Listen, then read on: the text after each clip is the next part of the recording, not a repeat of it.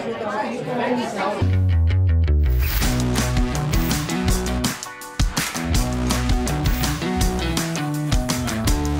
welcome to Cwic Show. My name is Greg Mattson, and I am your host. On this episode, we have Trevan Hatch, who is a scholar of the Bible and Jewish studies at Brigham Young University. He is the author of several books. One of them is called A Stranger in Jerusalem, Seeing Jesus as a Jew, which is what we are going to discuss. Trevan, welcome to the show. Thanks, Greg. I appreciate it. All right, I'm excited about this discussion. There's a lot that I want to learn on this, what your approach is, and the framework that we're going to go over is what is the environment of Jesus at the time of his life there in mortality. I want to start with this. You've got different factions of the Jews here, right? Different, modernly we might call them denominations. You've got the Sadducees, you've got the Pharisees, you've got the Essenes. What is the interaction between these groups at the time?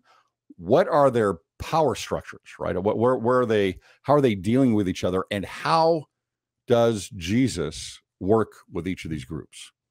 Okay, great. It's a great question, because what we have is in our culture, like in our religious culture, is a kind of a simplistic, we hear this all the time, where you have Jesus and he's fighting all of these other groups. He's pushing back on Judaism. He hates them all.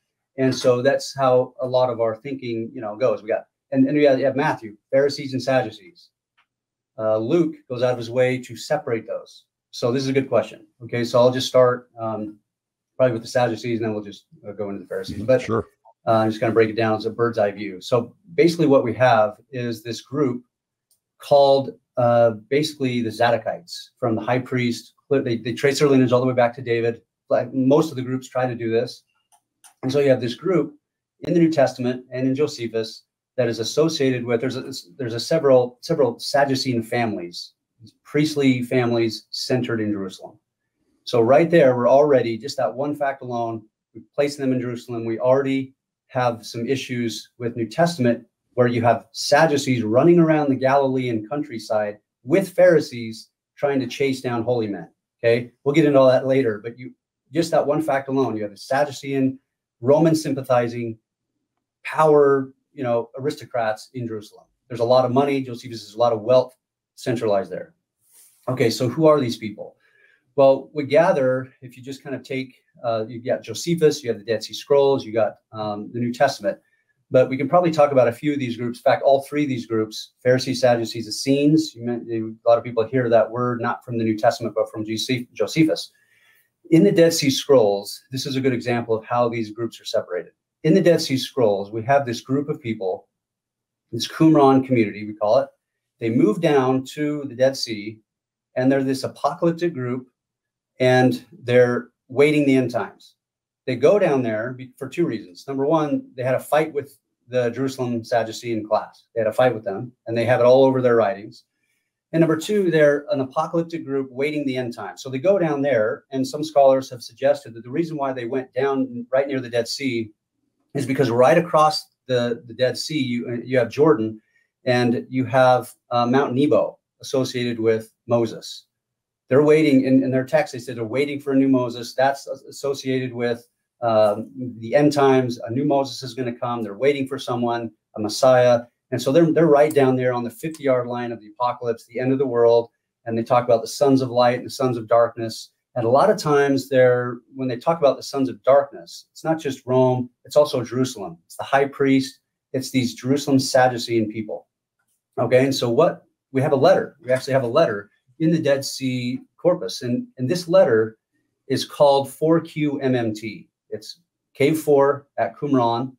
The MMT stands for the Hebrew Miksat Ma'aseh HaTorah, which means some precepts of the law. And they say, here's the law. And they're writing to this group of people, Sadducean people in Jerusalem. And they say, look, we're right. You guys are corrupt. We follow the true law. And you guys are following these other people, this other group. They're probably talking about the Pharisees. So right there, you've got these Qumran people associated with the Essenes upset at the Sadducees for following the Pharisees. Okay. And so we gather from that and from Josephus that the Pharisees were a party that was popular with the masses, and the Sadducees weren't, and they disagreed on almost everything. They disagreed on theology. They disagreed on resurrection. The Pharisees were into prophecy and angels and heaven and hell and rewards and punishments, this sort of thing. The Sadducees weren't. And so they were always debating. They didn't agree on anything, but the Sadducees capitulated to the Pharisees, which makes this Qumran sect upset. And then they move out. You have a mention in the Gospels of the Herodians. Are the Herodians the Essenes? That's complicated. We don't. Scholars are scratching their head when it says, the Herodians. It could be just the Herodian family. Some people associated with them. Probably not the Essenes. Still don't know. There's nowhere mentioned Herodians except for in maybe only Mark. I have to go double check. I don't even know if it's in all the Gospels. Yeah. Okay. So it's some sort of Jerusalem establishment group of people.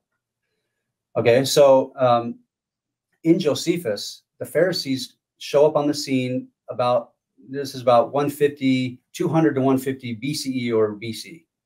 And what happens is right during that time, you have, if people know the story, King Antiochus IV, he comes in, there's some corruption. He's bringing in idols at the temple. This is a Greek king. He's trying to reform and force Jews to live a certain way. They revolt and they wrest the temple and the whole land, the geography, away from the Greeks. And for the first time in 400 years since Jeremiah, you have an autonomous Jewish state with a king and a priest. Okay. In Josephus, that's the first time the Pharisees show up on the scene. And they're popular with the masses. The people follow them. And you can track, at least from Josephus, he talks this in the past and the present. So he's writing in the late first century, and at different times he's talking in the past and present. What we gather from extensive research in Josephus, that 200 years, the Pharisees held sway with the masses, people followed them. And what they were doing is interesting because in the Old Testament, earlier Israelite times, you have prophet, priest, king. Well, now in this new state, you only have priest and king. In my book, I talk about, I kind of propose that maybe the Pharisees are trying to fill the role of the former prophets. They don't call it, nobody calls them prophets. Actually, Josephus does a little bit. He says the masses see them as prophets in the sense that they can have a foreknowledge of things to come. And it seems to bother him that that's the case. And right off the bat, they're in jousting matches with the Hasmonean kings, the new kings. And it's always the populace that are revolting against these kings. And this is reminiscent of Samuel and Nathan and all those prophets. You have Isaiah and Hezekiah, a lot of these prophet king pairs, and these prophets are king makers or king takers. They destroy the career of a king or they make the king. And we find this in Josephus with the Pharisees and these Hasmonean kings. So right off the bat, they're popular with the masses. And this really will help when we get into the New Testament. And we ask, why are they popular, and what does this mean for our interpretation? The Sadducees and the temple establishment, the chief priests, the temple police, all those groups, they're not popular with the masses. The masses hate them. The Pharisees hate them. It says in rabbinic literature, the Pharisees hate them. Jesus doesn't like them. Nobody likes them. And Josephus says it's because there's a lot of money and wealth, and they will just take money out of the temple treasury, give it to Pilate to build this expensive aqueduct, and they don't, the priests just approve it. And so there's all those issues. They're the elite and the corrupt, basically. Very corrupt, very corrupt. Okay, so those are three different groups, and you've got this power structure. Okay, so when we get to the New Testament, in the book, basically my entire thesis is that the Pharisees are the good guys. The Pharisees and Jesus are friends. Like, this is totally blasphemous to a lot of people who haven't really looked into it, but a lot of people send me emails without having read the book, and they say, what are you talking about? Look in Matthew 23 and they name all these passages where Jesus seems to just be scorched earth on the Pharisees. But if we line up, and hopefully I can explain this, relatively short period of time, if we line up all the passages of the Pharisees in both the Gospels and Acts, we find around 99 or 100 individual mentions of Pharisees in 38 different episodes. 38 different episodes, and I analyze almost all of them in the book. and try to show that these people were a highly moral and ethical people, that Jesus had a cordial relationship with them. And there's lots of different names. So number one, we can't, my main argument, my main evidence for this is that we can't find a single place in Josephus or the New Testament, not one, where there's a protest of the people against Pharisees. Not one. We have, on the flip side, we have numerous, dozens and dozens of these protests against the aristocracy in Jerusalem. It's all over the place, to the point where Josephus says thousands of people are killed in different instances during the festivals. Mm-hmm. They throw fruit one time, throw stones during a festival at one of the kings. They're constantly protesting. So that's interesting. If Jesus's disciples were willing to pull out swords and chop off the ear of a soldier, or when Jesus and his disciples are coming down Samaria, and the Samaritans won't let them stay there because there's a rivalry between the Samaritans and Jews, and they won't let them stay there, and it's dangerous. And Jesus's disciples say, we should call down fire like Elijah and destroy all these people. Like, they're not passive. They would fight for Jesus. Yet we have not one instance where they step up and get in a scuffle, or full blown, So what is the relationship there with Jesus and the Pharisees then? Because obviously in those passages, he does call them out, right? I mean, they're, I've heard oftentimes the Pharisees were kind of like the sect of the people, but he does call them out, right? Maybe. Here's where I would say he calls them out, and so let's develop this, I guess. Jesus's relationship with the Pharisees, if you pair them all up, and when I did this, I tried to do this in a sort of semi-scientific way. So I took all the positive passages about the Pharisees, and there's tons of them. Nicodemus, there's all kinds of Pharisees approaching him saying, hey, you come to dinner as an honored guest, or they asked Jesus a question and he answered, and it says they're amazed, they went away amazed. Or Jesus asks them a question and the answer, and Jesus says, you are close to the kingdom of God, or that, that's the right answer. And there's this back and forth, this debate. And so when we see through our Western 21st century eyes, where it says they approached Jesus to test him, for us, we don't like confrontation. That's a negative, hostile situation. It's not really. All throughout rabbinic literature, in texts from the first century, Jewish texts, all through the rabbinic literature, within 800 years of Jesus, it's one long debate where rabbis are debating, and they really get hostile. Not they're not attacking each other, trying to kill each other, but it gets really intense where the rabbis accuse each other and say, you're not following the law. That's the situation in which we can take Jesus and Pharisees. An example of this is when he is invited to their home as an honored guest during the mealtime symposium, is what I call it. This is from the Greek culture, where the philosophers would bring people in. They would sit and eat together in a spirit of fellowship and brotherhood, and they would talk and debate philosophy. The Jewish people, the rabbis and Pharisees adopted this practice as a Greco-Roman society, and they would debate Jewish law.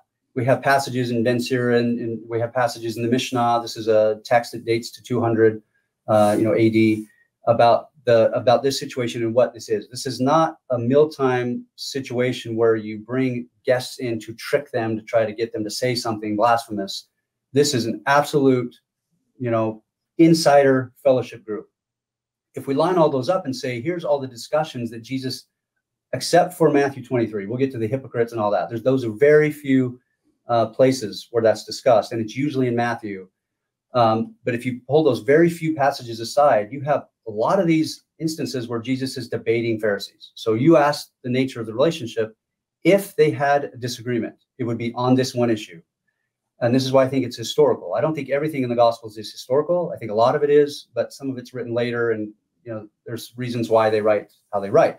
But if there's absolute historical kernel to their relationship and what they disagreed on, it was how they deal with people who have removed themselves from covenant Israel, outside of the house of Israel, through sin and through other things, right?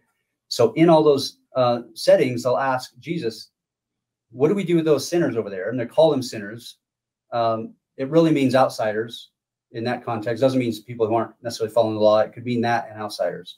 And the Pharisees are always saying, those people are impure. Like, we've got to, this is a purity group. eat with them and to like go to the mikvah, like the bath with them, the temple. They wouldn't invite those people into their sacred mealtime symposia setting, which is almost on par with the synagogue and the temple. It's an extension of it. It's a very holy place. When they go into these mealtime settings, they'll dip and they'll wash. They'll be baptized or immersed. What the word means. They'll wash each other's feet. The host will wash feet or anoint their head, or there's different rituals that they'll do. And we saw this in the Last Supper. Like Jesus talks about them immersing in one instance, and then he also washes their feet. Okay, so Jesus's answer is always, we've got to go actually bring those people in and make friends of them. This is a friendship group. They're saying, Jesus, are you friends of these people who are the tax collectors, who are extortionists? They raise their tax farmers. They raise the taxes. They bid they bid to Rome. I can bring more money to you, so I'm gonna tax farm. And then they're handling money, which has images, pagan images. So they're impure, they're sinful. And Jesus is saying, yeah, we, the Pharisees, you and me, Jesus, we have to reach out to these people and we have to pull them back in. And he even says in one place, he's like, you invite your friends and relatives and rich neighbors, but I'm saying we need to try to invite not only them, but the poor, the downtrodden, those who are. So you're saying that their eyes are set toward righteousness, but they're not reaching. It's a lack of charity.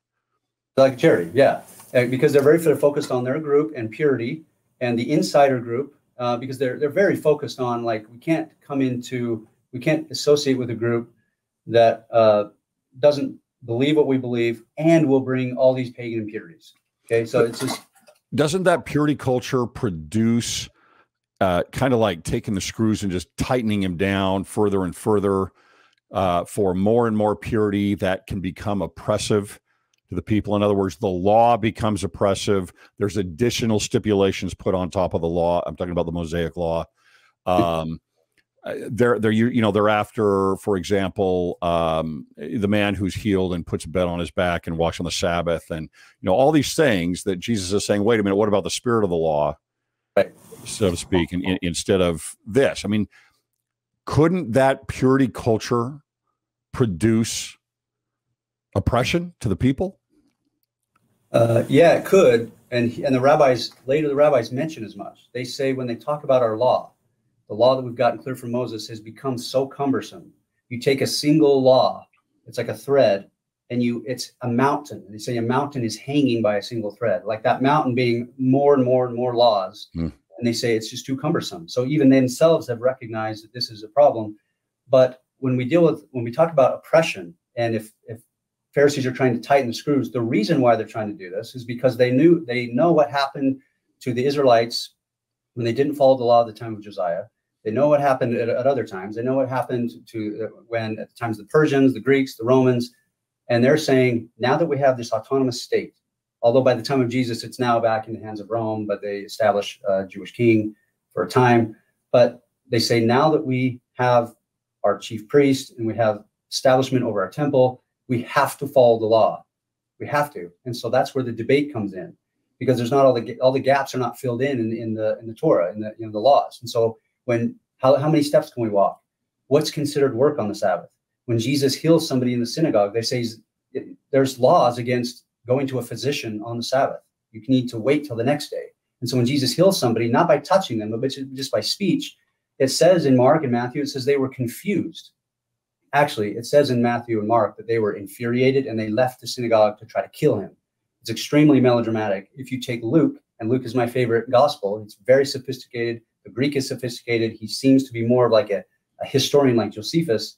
And the author of Luke does this all the time, where he takes a passage in Matthew and Mark and he massages it and pulls it back from its extreme nature. And what Luke says is that the Pharisees were filled with anoia. They were confused. They were trying to figure out how we deal with this new Jesus, like this new holy man. Who is this guy? And how do we position him into, is he a Pharisee? Does he belong? Is he teaching our laws, our laws, or is he like a rogue guy? Who is this guy? Okay. And so this is why they're following around. And then it says that they're testing him. They follow up to test him and say, okay, I'm going to ask you this question. And that same word, to test, is the same Hebrew equivalent of the test of Abraham. Are you one of us? Are you belonging to covenant? Who are you? Are you a charlatan, or do you understand the law? Where did you get your training? Okay, so now, as far as the oppression thing, if they really were oppressive and they were trying to follow women around and say, oh, you're caught in adultery, let's stone you to death. If they were really trying to follow these holy men, Galilean holy men around, miracle workers, to try to get them killed, they would not be popular with the masses. People would not follow them. And so you have the people following them, the people trust them. And so I doubt that people see their rulings oppressive. They come to them and say, how do we interpret this? And say, well, you can't do this. You can't pick up corn and rub grain. Actually, it's grain. You can't rub the grain on the Sabbath. You have to prepare it. You have to rub all the chaff off, and you have to prepare it so that on Sunday you can eat it. Well, Jesus just picks it up and rubs it off, and they're like, wait a minute, this is against our law. It seems petty to us, but that's their law. There's other people outside the Latter-day Saint community who would look at some of our laws, customs, policies, whatever, doctrine, and they would see that. They would say that is extremely rigid and strange. It doesn't even matter. It's like you guys are majoring in minors, and you got all these little nuances, minutia. They would say the same thing. And so when we look at them, we've got to put ourselves in the world of Jesus, because they're trying to get it right. How can we get it right? Because we didn't get it right before. So God expects us to debate every nuance of the law. And this is what the Talmud is. Volumes and volumes of debates. So we've got the Pharisees here. What is their relationship with the Sadducees? Okay, their relationship with the Sadducees, they are, Josephus talks about, and their scholar, Steve Mason. He's a scholar of a Josephus scholar, probably the world's leading scholars on Josephus. He wrote a groundbreaking book on the Pharisees in Josephus. And this is really fascinating, because what he argues is that in our minds, we had the Sanhedrin, and you had the Sadducees and Pharisees working together. Even though we didn't agree on everything, they were working together. And according to Steve Mason's work, this is just completely false. He says, case by case, you go all the way through, you have the Sadducees and the chief priests with the Sanhedrin, and then occasionally they would bring in the notables among the Pharisees. Well, you had different Sanhedrins, right? You had the Sanhedrin of Jerusalem, which is the primary one, and then you had a number of them out in different areas where they had a lower court, so to speak. Yeah. Right. But they all ended up kind of at the Supreme Court, which was the Sanhedrin, right, in Jerusalem, which my understanding is what was run. It was run by the Sadducees. By the Sadducees, yeah. And so it's a hostile relationship. But what Josephus says in there is that, in fact, this passage is what make people think that, even scholars who should know better, they'll say, oh, Josephus was a Pharisee. He wasn't a Pharisee. There's a statement where he says, I followed the rulings of the Pharisees. But he comes from a priestly line, and he seems to he named his oldest son after John Hyrcanus, priestly, priestly king. And he says in some of those same passages that the Sadducees followed the rulings of the Pharisees. Otherwise, they wouldn't be able to do anything. They'd be, a lame duck in our political language today. Okay, so they follow the rulings of the Pharisees, and so they bring in Gamliel, or they bring in one of these people on big cases. So this is another important thing about Pharisees, is they were lenient in punishment. Josephus says that they were the most lenient in punishment out of all the other groups. The Qumran, the Essenes, the fourth philosophy, which is a different group we don't know much about, and the Sadducees. And the example is, there's one example where somebody's brought into the Sanhedrin, and of course, you've got the Sadducees that want him to be put to death. And then there's one man, a notable among the Pharisees, named Sameas, who stands up and against Herod and the Sadducees and says, no, you can't kill the guy. He needs a proper trial, and the punishment's excess of the crime. Just whip him or something, or give him a good trial, and then a fair trial, and then whip him and send him on his way. They were doing that over and over and over. And then if we compare that to the New Testament, the same thing happens. Nicodemus steps up to try to say the same thing about Jesus. He needs a fair trial. There's Gamliel does the same thing with the apostles, saves the apostles. Another time when Paul is brought in and the Pharisees and Sadducees are there, he's smart because he gets them talking about resurrection, and they start fighting with each other. But it's the Sadducees who want Paul killed. He's inciting a riot. Yeah, right. So this happens over and over and over again, where you have this power dynamic in Jerusalem, but the Sadducees' hands are tied because the people follow the Pharisees, and the Pharisees are lenient in punishment, which actually makes the Sadducees mad. They think they should be more strict. And there's an example. Want me to share you an example in the New Testament that illustrates all this? Sure. Let me just find, I think it's, let me just get the exact, I just had some bullet points pulled up in case I had to reference something. Okay, it's in Matthew 21, Mark 11, and Luke 20. This is when Jesus is in Jerusalem the last week. He comes to the temple and he's preaching. It says the chief priests sought to arrest him, but they didn't. They were scared because of the populace who were there, who saw Jesus as a prophet. Okay. Do you happen to remember, Greg? You happen to remember what? Just if you recall that story, do you remember what they did after what happens after they couldn't arrest him, so they leave? Do you happen to remember what happened next? They couldn't. At what point was this? What are you talking about? This is in the temple at the last week of Jesus's life. He's contending with the chief priests. They said that the chief priests wanted to arrest him, but were fearful of the crowd because the crowd saw Jesus as a prophet. Do you happen to remember what happened next? I don't remember what happened next. This is great. This is like proves my point, like point by point. They leave, and in Matthew and Mark, they send back Pharisees. It says to trap Jesus. Okay, well, number one is, as the historian who's dealt with this, before we even get to Luke, I highly doubt that's the case. There's not a chance. The Pharisees are sitting there doing the dirty work of Sadducees and taking orders from them to go trap some guy. Okay, right. Even if that's historical, doesn't that tell you that the populace trusts the Pharisees? They leave, and then they would send back Pharisees to talk to Jesus. Okay. Sure. Well, if we bring in Luke, Luke says that they left and sent back spies pretending to be righteous men. And that word righteous is associated with Pharisees everywhere, all over the place. In the Gospels, he doesn't say Pharisees, but if you take the whole context, they're really sending back people pretending to be Pharisees. Okay, again, like this is because the people trusted the Pharisees. They'll listen to them. The Pharisee could get close to Jesus.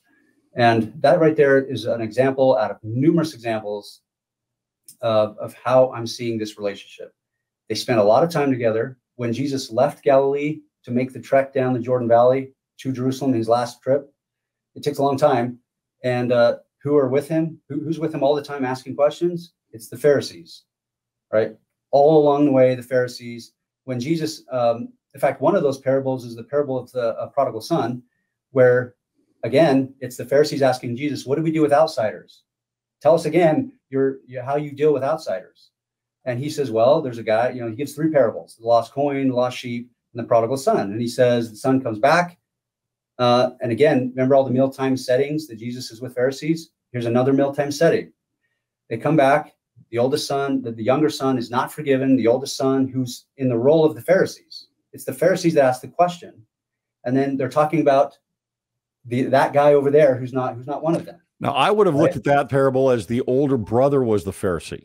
That's what that's what I said. If I said younger brother, then I was misspeak. Okay. Older Pharisee, older brother. Because the older brother is like the Pharisees. They're doing the exact same thing that the Pharisees are constantly doing. They're saying they're mad. Like, why is this? We're the righteous ones. We've been doing everything God wants us to do. This guy, our brother, spent all his money, left. He didn't just leave and squander his money. He removed himself outside of the house of Israel, in a sense, because he went to a Gentile city where there's pigs, like prostitutes. And so what does Jesus say? Okay, you Pharisees fit the older brother, and I'm with you, and all that is mine is yours, and we have to accept them. Stop rejecting them. We have to accept them, okay? These are the discussions they have on the way to Jerusalem. And then when they get to Jericho, it says a guy cries out, Son of David. This is a political, we might talk about this later, but this is a political figure. Mm-hmm. And who in that setting says, be quiet? It's his disciples. A lot of people don't remember that story. The only story they remember is after that, when then they're on the Mount of Olives and they're coming down on a big parade. They got a parade, Jesus on a donkey, and people are yelling, Son of David, Messiah. And it's the Pharisees there who say, you got to keep them quiet. And we just think, oh yeah, there they are again, following Jesus, jabbing at Jesus, trying to yap at his heels, like, that's not the case. Just like there are his own disciples approaching Jericho, which is a political hub. Same thing with Jerusalem. You can't go screaming that you're the Messiah as you're entering Jerusalem. So here we have the Pharisees trying to save Jesus. In fact, the only reason why Jesus left the Galilee to go early down to the Passover was because the Pharisees in Luke, the Pharisees approach him and say, Herod is trying to kill you. You're starting to get a following, and Herod's trying to kill you. So they save him from Herod. They follow him to Jerusalem. They're concerned about him. Please keep your guys quiet. You're going to be killed, which is eventually what happened if you do that. And so it's over and over and over. So for me, it makes sense. Yeah. So a couple things on this. Let's just go right into this time period here of the last week of Jesus' life then.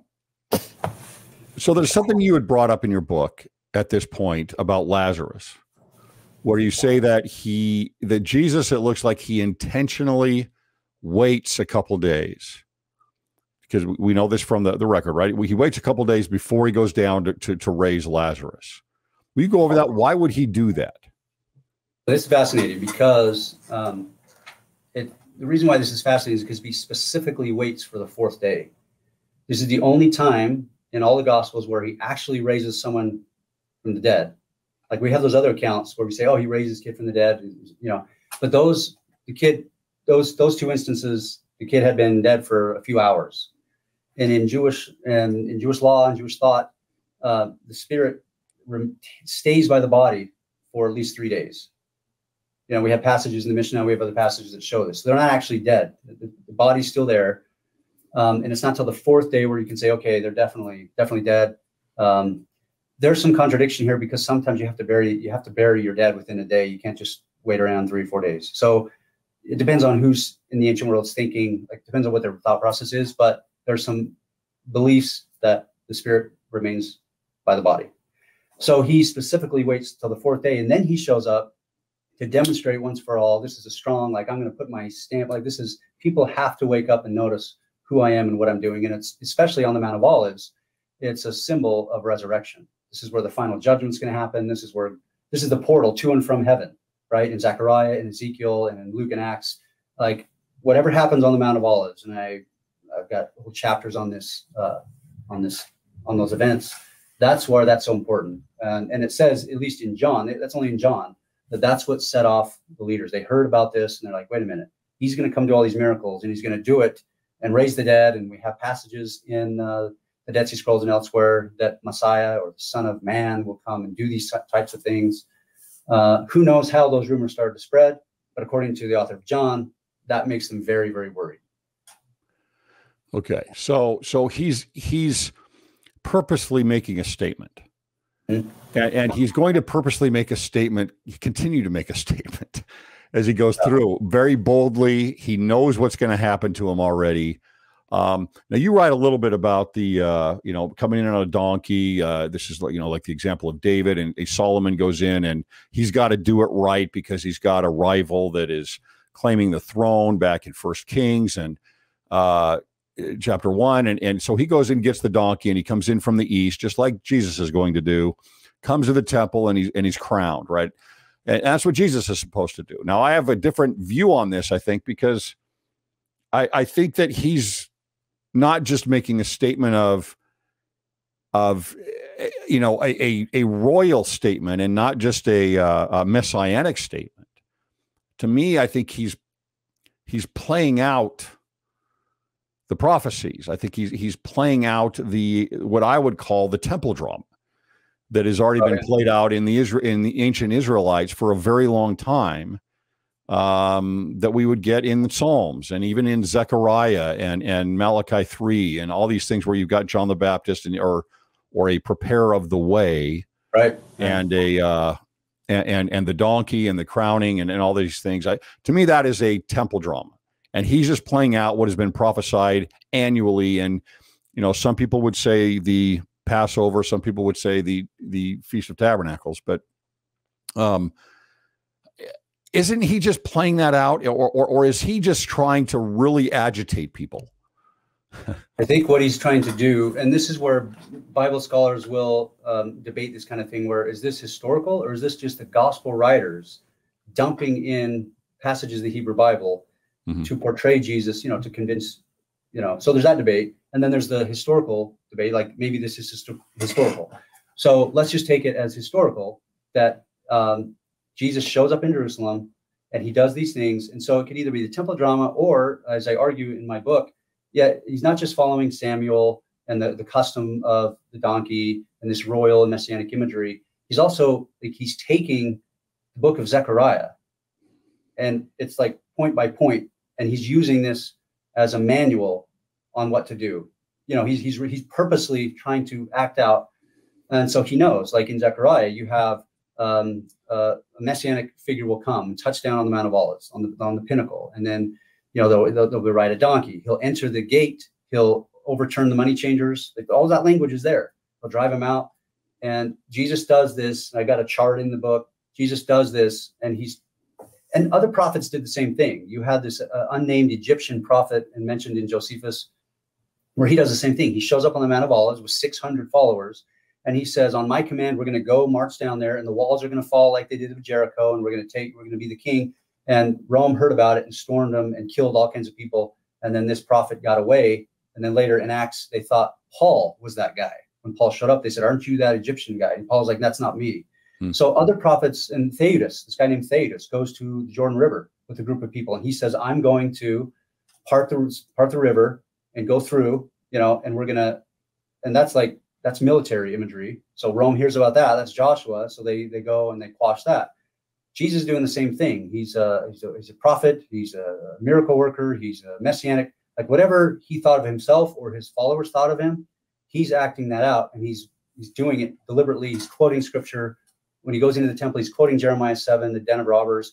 Like, he's constantly quoting scripture. And so it could be a temple drama, but it could also be him knowing what Zechariah and Ezekiel and others said. So he specifically goes to the Mount of Olives, gets a donkey, says this, does that, Yeah, I would say that I think you're right. He's definitely pulling from Zechariah, but I would say that Zechariah is pulling from the temple drama. I think he's already anyway. All right, so here's an issue that I see so often in, let's say, Sunday school, right, where we're going over the New Testament and covering the Gospels, and here's what I hear a lot, and it's one of my little pet peeves, but you hear, okay, so the Jews are out, they are waving the palms, they're throwing their garment out, their robes, and which to me is covenant. They're doing something with the covenant with a Messiah or a king that's coming in, similar to the Book of Mormon with Captain Moroni, and they're all excited, and here comes the Messiah, here comes the Son of David, here comes the King of Kings, Hosanna, Hosanna, Hosanna, right? And then all of a sudden, a few days later, the Jews, if you're listening, I'm using air quotes here. That's right. The Jews say, crucify him, crucify him, crucify him, right?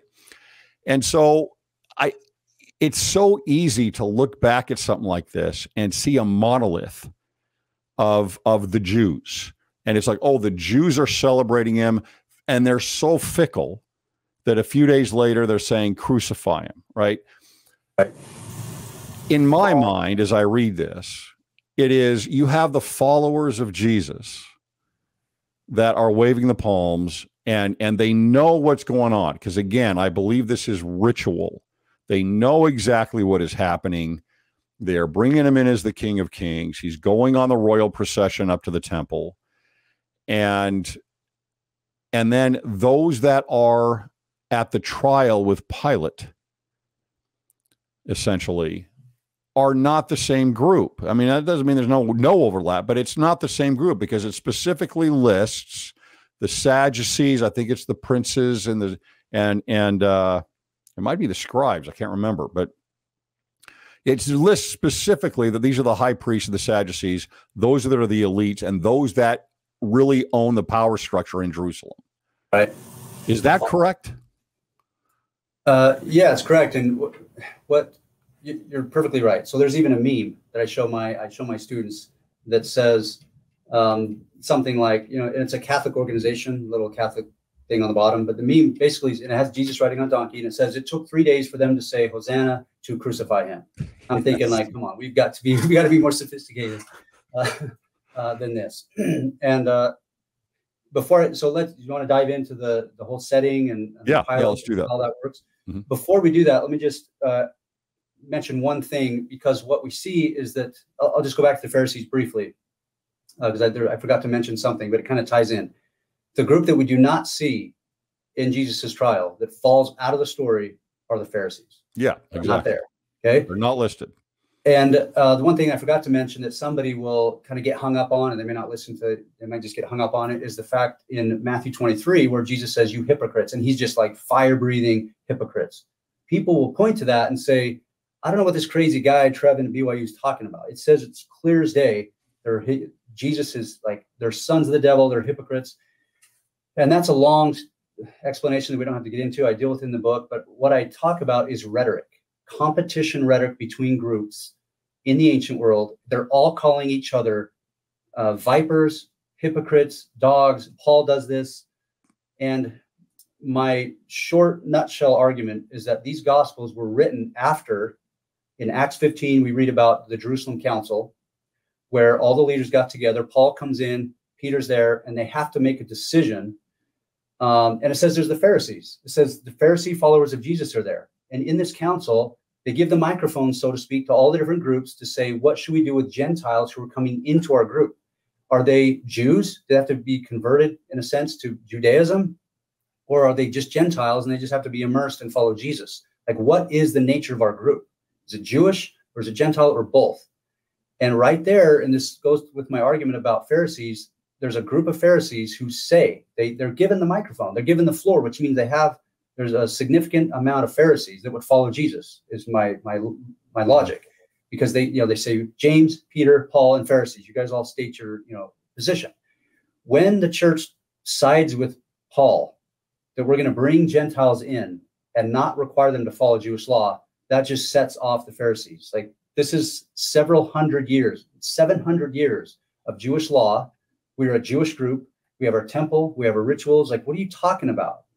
Our group, our rabbi, whatever they would call him, like, who died like 20 years ago, all of a sudden this group is different. Like, what are you doing? And how does this make us fit in? Like, we can't fit into this group. Like, we're impure. Anyway, so that there's a long, long discussion about all the nuances, but the Gospels are written after the Jerusalem Council. And Matthew, I think, is furious. Matthew is a Pauline Christian. Even though he's like a Jewish centric, he's right. He's talking about Jewish and Jewish law. He explains some things that shows he's on the side of Gentiles. It's Gentile the Magi. It's the centurions. It's Gentile women who are constantly recognizing Jesus. And we see this in Luke and Mark. There's this Gentile focus to their messages for Gentiles who are Judaizing people. They call them God-fearers who revere the Hebrew scriptures. They're pulling them in. Okay, so if you're writing a gospel and you've had this rift with the Pharisees, the temple's already been destroyed, Rome is already against you, the Jews who are trying to restructure our religion, the religion of Judaism, are pushing away these aberrant groups, pushing away Christians. Like, that's not a group, that's not a Jewish group anymore. They got all kinds of Gentiles. They're kind of weird now, pushing them away. Okay, so this is the setting when Matthew's writing, and he's a Pauline Christian, and he hates the Pharisees now, and he even criticized Peter. Like, all you go throughout, Jesus calling Peter Satan. It's all throughout. Every negative thing about Peter is all in Matthew. So people can go read it, but basically what I'm saying is I don't take that as historical. I take that as the author of Matthew trying to shape views of Pharisees, calling them hypocrites, which is a play actor. And in the Roman society, a play actor is the lowest of low in society. Like, you can't be a Roman citizen if you're going to be involved in the plays. Like, these people are corrupt. They can easily fool people with their acting. You would never do business with them. If a soldier is an actor, he goes and he plays, he's an actor, like, he'll get kicked out, he'll lose his citizenship. So Matthew is using this word, hypocrite, or play actor, specifically to undermine Pharisees, saying they're the lowest of the low. They should have they should have the Roman citizenship taken away. These guys are scum. And it's really a political problem that happened back in the 50s and now in the 70s when he's writing. Okay, so that might be too complicated, but anyway, people can read it. That's where I'm saying when Jesus is saying hypocrites, it doesn't make sense to me in a first century setting when he's hanging out with them all the time. And then all of a sudden, only in Matthew, he's just blasting them. Occasionally you get one or two times in Mark, but not in Luke. Luke's removing them left and right. And in Josephus, it's all complicated. So we don't have time to necessarily get into the rest of that. Does that make sense? Is anything before we get into? Okay. Yeah. No, that makes sense. Now, looking at this last week, then, I mean, obviously, you've got with the power structure there, the ones that are threatened the most are not the Pharisees. The ones that are threatened the most are going to be the Sadducees. They've got the power. They run the temple. In my mind, for example, even when Jesus goes in on that royal procession and goes to the temple and cleans out the temple and throws out the money changers, I don't believe that the den of thieves is the money changers, right? I think that it is the Sadducees he's talking about. I mean, who's really in charge there? Who lets the money changers in? Who is certainly taking a piece of the business and transactions that are happening inside the temple and going on there? It's the Sadducees. It's the same thing that happens in Jeremiah. In Jeremiah, at least in the King James Version, he calls the corrupt priests and those inside the temple a den of robbers. Yeah, and it's the priesthood that he's talking about that's happening there. So you've got this corruption with these Sadducees. How is that playing with the people? I mean, they're very Roman centric. It seems to me they're aligned because they've got the power and the Romans support them in that power position. How is Jesus? Does he have any type of entrance into the Sadducee world at all? And where would the people be looking at Jesus on one side and the Sadducees on the other? I think the people would be cheering him on, like all these pedestrian countryside people coming to Passover, especially if people knew about him up in Galilee. And even if they didn't know about him and they're at the temple and they're hearing some ruckus over here, and they look over and there's this kind of I'm assuming this unkempt, just sort of, dirty robe guy over there talking against the establishment. They're probably like cheering. And this happens all the time. There's another Jesus 30 years later, Jesus ben Ananias, who does the same thing. He quotes Jeremiah 7, according to Josephus, quotes Jeremiah 7, den of robbers, and he gets taken, and the people were upset that he was taken, and he's whipped. He was whipped numerous times, and Josephus says he was whipped so much that his bones were exposed. They let him go. This is happening all the time. And so I think that people would just cheer him on. They hate the Sadducees. There's times where Pilate sends his soldiers with approval from the Jewish establishment with daggers, chases the people, to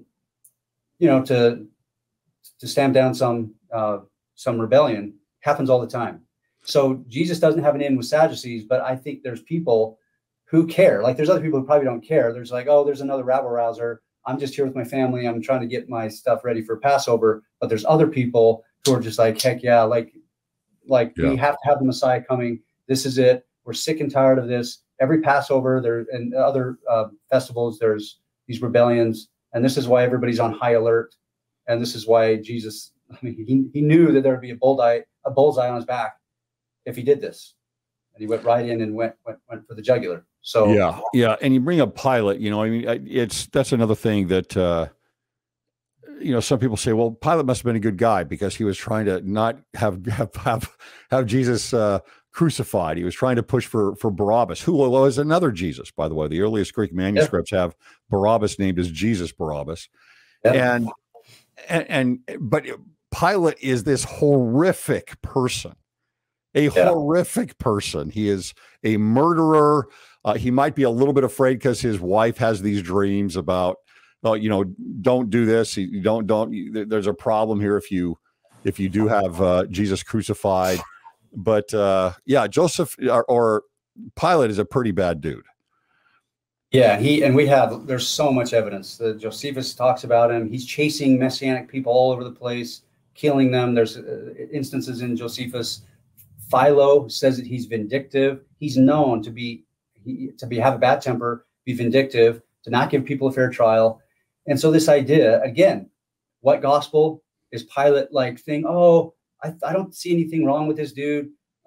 He's just like capitulating to Jewish leaders. That's the most non-historical thing you could put into the Gospels, because if Jesus really did have a parade, a messianic parade into Jerusalem, and if he's really during Passover, this is Pilate's job. If he doesn't keep control, then Caesar's gonna remove him or he'll be punished.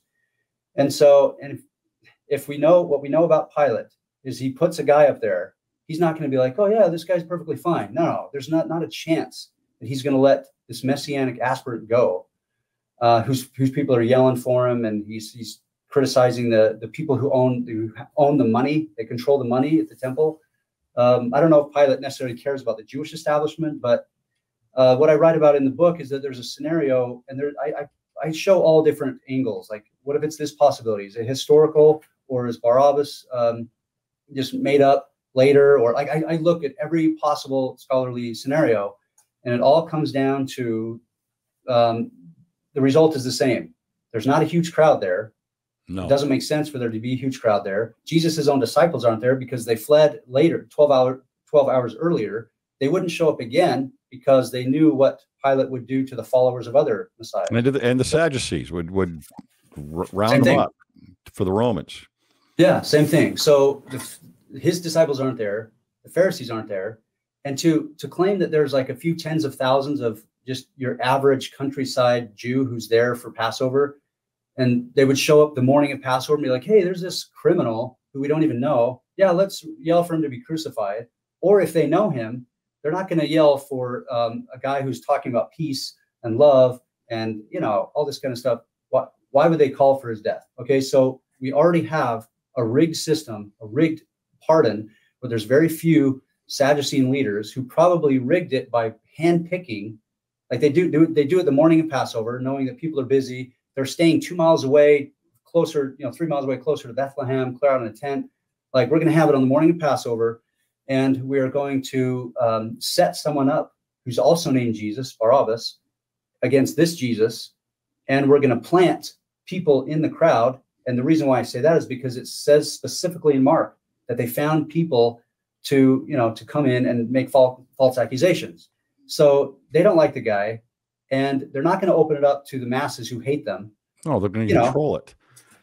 Yeah, right. Exactly. It's not the Jews with the quotation marks here. You just can't look at it. Okay. With Jesus coming in on the donkey, the royal procession happening here, the trial, everything else, what is the expectation at this time of the body? Here I am going to say more of a monolith. And maybe you can divide it up, but what is the expectation of the Jews for a Messiah?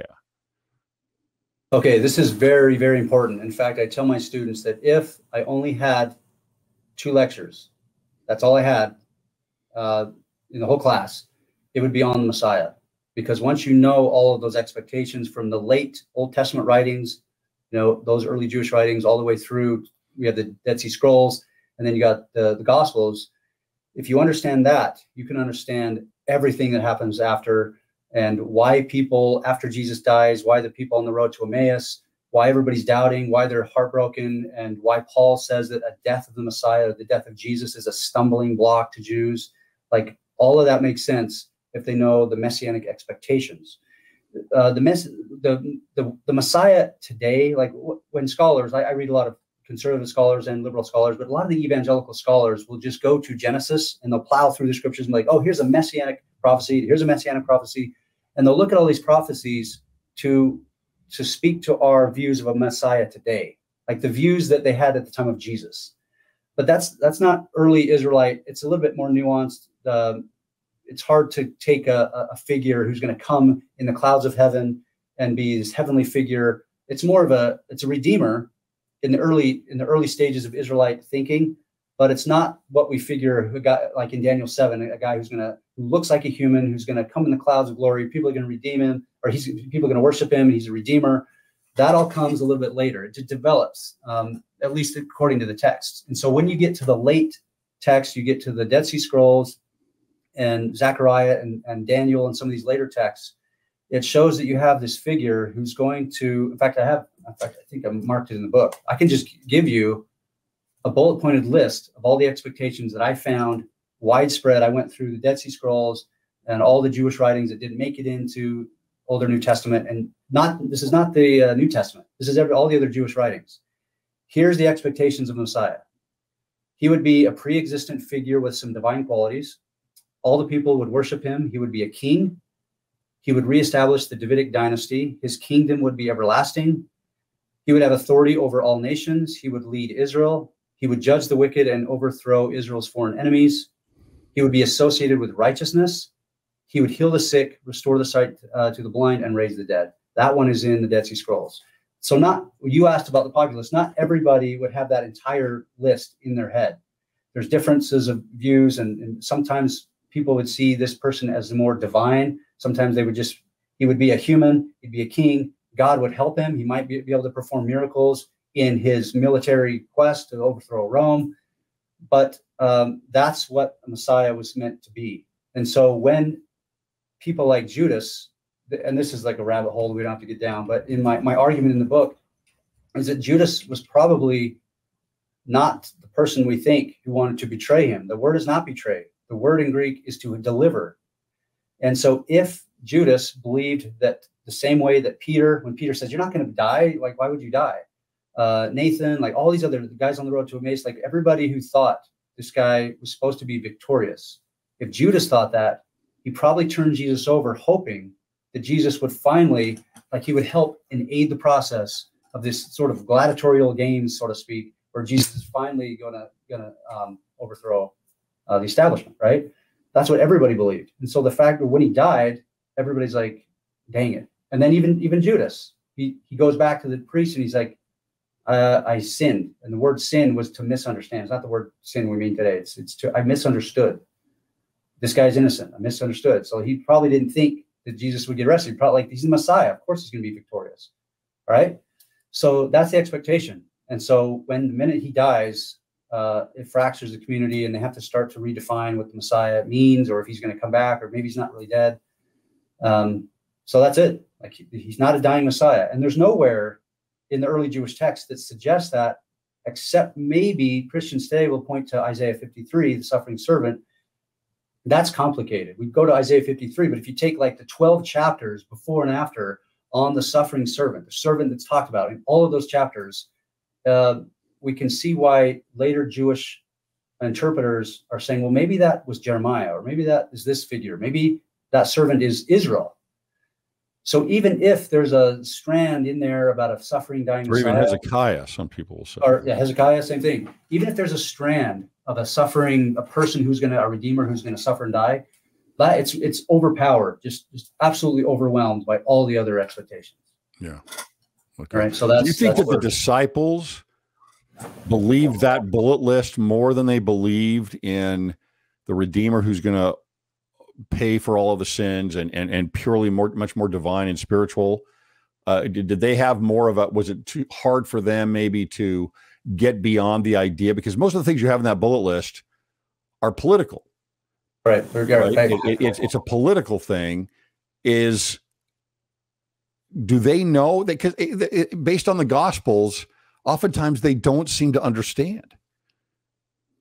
I don't think they know. I mean, obviously it's a guess. We can't get in their head, but based on what early Christians are talking about in the early stages, we even have Paul's letters are some of the earliest. And even in those letters, he drops traditions.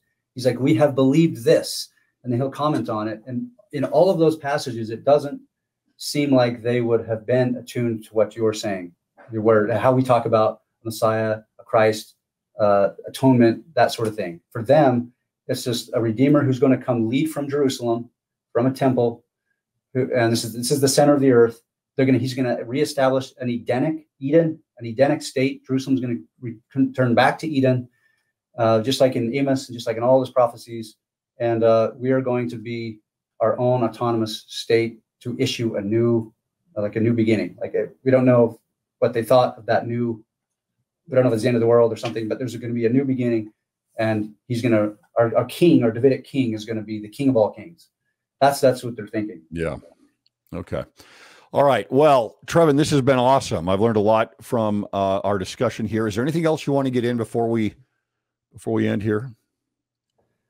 No, not really. You guys anybody out there can email me and ask me questions. Some people, some of my students who have read the book, a couple evangelical, students who are now Latter-day Saint. One of them said, when I read this, my evangelical scales are falling from my eyes. And so people might think, oh, it's too liberal. or you're casting doubt on Scripture. In my mind, I'm trying to honor the people who wrote those texts, to say this is what they wrote. We're trying to figure out what they meant. And so in all transparency, I don't see all of the Gospels as 100% historical. There's obviously historical kernels all over the place, and we can say things for certain, at least as certain as we can as being scholars. So I hope people will be a little bit more, or be sophisticated in their thinking in Sunday school, instead of just bash Jews and just say, just go with the same tropes. And the reason why it matters is because we have anti-Semitism all over the place, all over the world. And in 2019, you had a Pittsburgh shooter storm into a synagogue and gun down 11 people. And then when the authorities looked at his social media pages, he's got John 8:44, Jews are the devil. Okay, so this is why I spent an entire chapter on the book on the rhetoric. Aristotle and Cicero wrote entire volumes of how a philosophical group can defeat another group in the eyes of the people. You highlight your best qualities, and you highlight their worst qualities, and you call names, and this is all over the place. Josephus does it with the guy. Paul does it. And so if something doesn't make sense, and it seems like there's harsh rhetoric, instead of just saying, Jesus hated all the Jews, maybe look into it a little bit and say that there's a lot of rhetoric flying around in that part of the world, where people are labeling outsiders as vipers, hypocrites. Anyway, that's just my plea, because the Pharisees aren't just a dead group. They're a group that saved an entire nation, prepared them to have their religion live on after the destruction of the temple. And then Jews today who would call themselves rabbinic Jews, it's really Pharisaic Jews. And these are highly moral, ethical people, philosophical people who I think Jesus had a relationship with. And the first step of anti-Semitism that led to millions and millions of deaths all throughout the Middle Ages, including during the days of Hitler, that just wasn't political. Hitler was using New Testament. There were preachers, Nazi preachers were using the New Testament. So nowadays in the 21st century, we can try to be a little bit more sophisticated. And sometimes I feel like we're spitting in the wind, because after our generation is gone and the next generation comes, they're going to read the King James English and be like, oh, Pharisees and Jews are bad. So it really is sometimes frustrating, because the text says what it says and people don't have all the context. So I plead with people to be careful. Ironically, with Aristotle, he used the term logos for his rhetoric also. But anyway. All right, Trevan, thanks so much. Really appreciate it. We're going to definitely want to have you back. The book that we're pulling from here is called A Stranger in Jerusalem, Seeing Jesus as a Jew. You can find that on Amazon, and we'll put that link in the description. Trevan, thanks so much. Yeah, appreciate it.